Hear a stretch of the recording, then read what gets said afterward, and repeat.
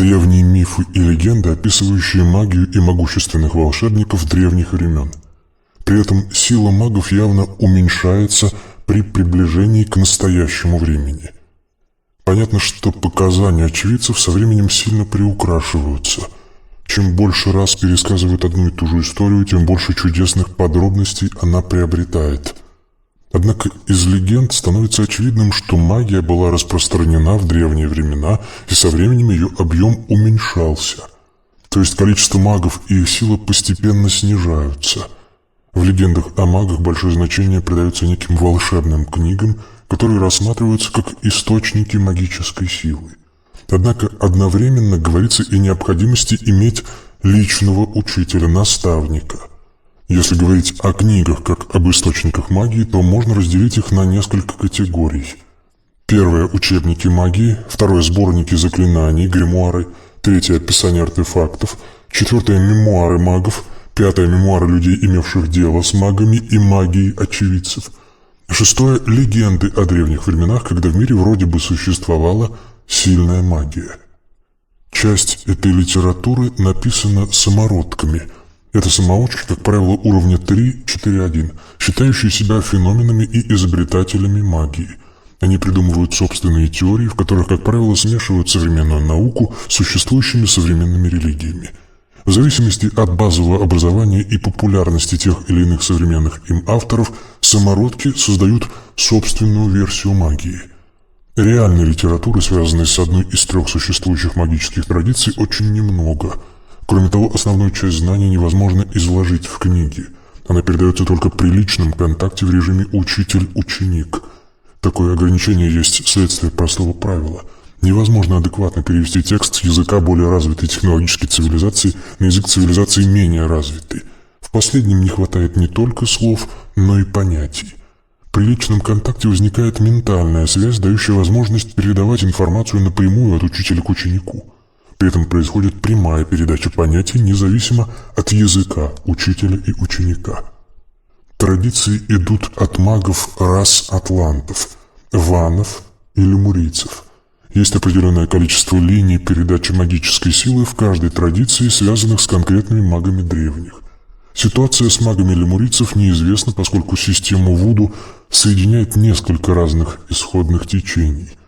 Что касается искусственных рас асуров и ванов, то здесь ситуация более понятна. У асуров есть изначально 12 великих домов или линий передачи. У ванов существует 9 аттов рун. Причем каждый из аттов связан с семьей, родом и одним из 9 миров дерева Игдрасиль. В настоящее время руны Футарка реконструированы и известно всего 8 аттов. Один ад является тайным и сейчас неизвестен, как и 9-я семья, которая с ним связана. Таким образом, если рассматривать традиции асуров и ванов, то линии передачи информации, каналы определены. В традиции лемурийцев все менее однозначно. Однако основные линии предположительно связаны с конкретными богами пантеона Вуду. То есть посчитать количество линий передачи наследия лемурийцев можно, исходя из числа основных богов пантеона Вуду. Великие дома асуров связаны с пантеоном 12 главных богов греков, египтян и римлян. Несмотря на разницу между пантеонами богов греков и египтян, и те, и другие привязаны к зодиакальному кругу – 12 лунных месяцев. То есть, помимо автогенов, первооткрывателей или создателей магии, существуют 3 разные традиции, связанные с передачей наследия древних высокоразвитых цивилизаций. При этом мы не рассматриваем тему наследия цивилизации двергов, подземное человечество, и альвов, подводное человечество, поскольку эти цивилизации существуют до сих пор и не имеют наследников среди наземного человечества. Среди людей есть те, кто имеет в геноме фрагменты, связанные с этими 2 расами. Однако те, кто имеет полноценные геномы этих рас, могут использовать их магию, живут среди своих соплеменников. То есть магия этих рас для людей недоступна. Магия напрямую связана с языками, так как представляет собой особый вид использования языка, предназначенного для изменения свойств мира. Можно напрямую связать магию расы ванов с санскритом, а расы асуров с ивритом. Следы языка двергов следует, видимо, искать в языках скандинавских народов, датском и шведском, а языка альвов – среди языков народов Океании. С языками связана культура, способ накопления информации в изолированной социальной группе, поэтому следы культур, в том числе магической традиции данных народов, двергов и альвов, следует искать среди фольклора народов, использующих эти языки. В Третьем Рейхе была осуществлена попытка восстановить культуру расы ванов, ариев. Нацисты пытались выделить генетические линии, несущие геном ванов, отсеяв носителей генома асуров и лемурийцев. Раса ванов изначально была создана йотунами для борьбы с асурами и захвата принадлежащей им планеты. Поэтому одним из важных признаков принадлежности к расе ванов нацисты считали антисемитизм, биологическая ненависть к семитским расам. Поскольку нацисты пытались выделить именно геном ванов, то прежде всего искали биологических, зоологических антисемитов. Важно, чтобы ненависть к семитским народам, асурам или атлантам у этих людей, предположительно носителей генома ванов, имела иррациональный, не связанный с какой-либо идеологией характер, была заложена на генетическом уровне. Таким образом, у нацистов борьба с евреями, один из семитских народов, сохранивших геном асуров в наиболее чистом виде, носила ритуальный и тестовый характер, направленный на выявление своих.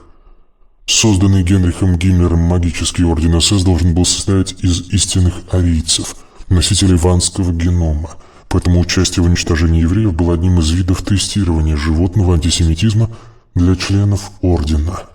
В конце войны для союзников, познакомившихся с концлагерями нацистов, принадлежность к ордену СС была прямым доказательством участия в уничтожении людей. Важным элементом идеологии Третьего Рейха была попытка реанимировать руны Футарка, реконструированный магический алфавит ванов, в качестве всеобщего алфавита. Издавались книги, в том числе словари, написанные руническим алфавитом. Главным носителем сакрального арийского знания в Третьем Рейхе был Карл Мария Виллигут. Он был выходцем из аристократической семьи, имевшей графский титул. На протяжении веков она сохраняла каменные таблички, аналог каменных скрижалей, обреченных Моисеем, на которых были вырезаны некие особые сакральные руны, активизирующие у членов этого рода особое наследственное древнее знание – активизация союзника. В средние века графы Виллигуты отказались передать эти таблички Ватикану, за что были прокляты католической церковью. Само явление узнавания на основании совпадения известно под названием дежавю. Например, вы приходите в какое-то место, в котором никогда раньше не были, но узнаете его. Вы, конечно, здесь уже были, но не в этой жизни. Сработала на совпадение память вашего союзника. При чтении одного и того же текста в разных жизнях возникает узнавание, точка пересечения, которая позволяет зацепить союзника. В роду графов Виллигутов есть ритуал передачи табличек от отца к старшему сыну. При передаче отец учит сына читать эти таблички, произносить текст, смысловое значение которых табличек давно утрачено. В процессе чтения этих табличек у посвящаемого активизируется родовая память. Это может быть память союзника, воплощавшегося в этом роду, или память одного из генетических предков, ранее получившего такое же посвящение. Механизм действия табличек Виллигутов может быть одним или другим. Это зависит от технических деталей, которые мне неизвестны. Известно, что это часть ванской магической традиции, связанной с памятью прошлого. У евреев, асуров, существует традиция чтения Торы.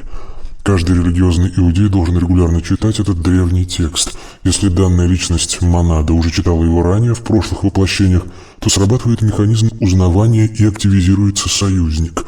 Он может появляться в форме внутреннего собеседника. Для религиозных людей это ангел-хранитель или ангел-метатрон, голос Бога.